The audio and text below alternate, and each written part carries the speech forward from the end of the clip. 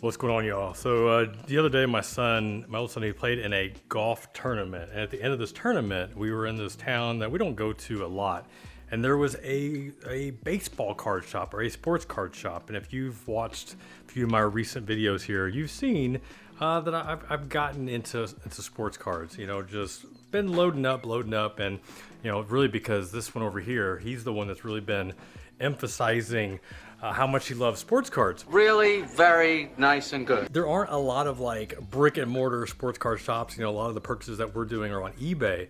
So this place is around like 35 minutes from us, and we go in. And at the time, like we really weren't looking for anything, and he ends up finding a LeBron James. It was a graded card, a PSA 9, I believe, right? And he was interested. So he asked, what was what's the best price? And I'm gonna let him share some of his experience real quick. So what did you ask the guy? He had it listed for $30, and I asked him if he could go down to $20. So you asked him if he could go down to 20, and but you asked him that based on what? What did you end up finding whenever you look at comps on eBay? I looked on eBay and I saw a couple sales that were below 30, like $20 to $15. And you're asking, really, I mean, basically what you're like comparable to comps. So you weren't asking like anything that was like crazy or anything. No, $10 off. Yeah, so $10 off. And so this guy, he was, I guess he wasn't the owner because he had to like, what do you say, text the man or something? So he texts the man, the boss, to see if he could do 20 on a card that he initially quoted as 30. And then after like 15, 20 minutes, first the guy didn't respond. He texted him again. And basically the boss said that he couldn't do it, that he couldn't do the $20 price. And, you know, my son, he was bummed because he wanted the card. I mean, he didn't really have to have it then, but he definitely was interested and would have paid 20, and actually even told me, what did you say? How much would you have paid for the card? Like he was asking 30, you offered 20. I said I would have paid 25. You said you would have paid 25, right? But the guy didn't offer 25. Basically was like, oh, no, we can't do 20, sorry. And we didn't make a purchase, and we left. And I was telling my son, like on the way out, you know, like, so we've been to these sports card shows, and we've gone to the same one a few times. And my son remembers some of the vendors that he has bought from. And I was asking him, like, you know, it's that experience, right? Like if somebody makes you a good deal, like you don't forget about that. Like he was, I remember every time we've gone, like, what you said? Oh, Dad, like that was the guy that sold me the Luka, or that was the guy that sold me the Zion, right? Mm-hmm. Like what was the card that you remember buying at the show? Nolan Arenado rookie card, PSA 10. Right? So in case you didn't hear that, that was a Nolan Arenado PSA 10, which I think it was a refractor.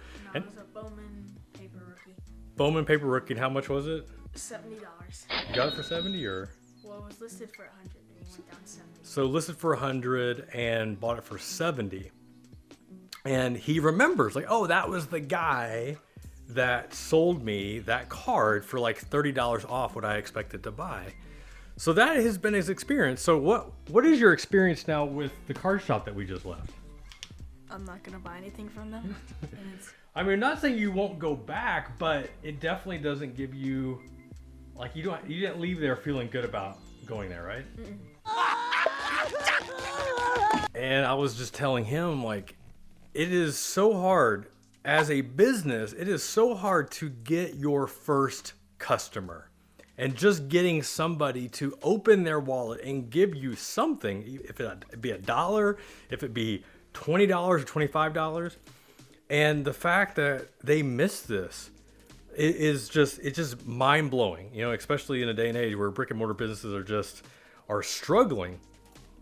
And the part that also that the guy didn't realize, and this is not being a good business owner, but if you would have bought that card, the chances of us actually buying something else, like a pack or something, would have increased greatly.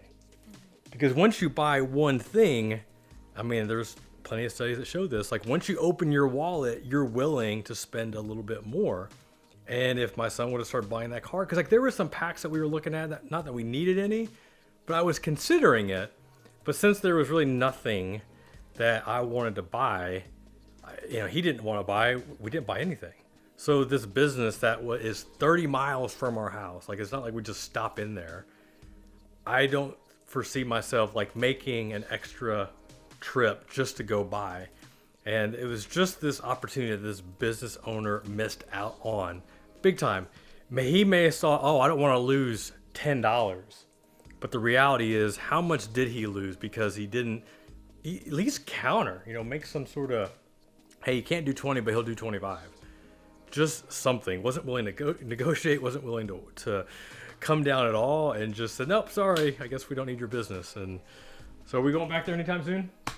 Are we going to a car show anytime soon? Mm-hmm. It's all right. All right, y'all. So just want to share that. So if you are a business, small business, independent contractor, and you have a chance to get a paying customer, even if it's a reduced amount, don't just focus on that one transaction. Think about other transactions that could happen.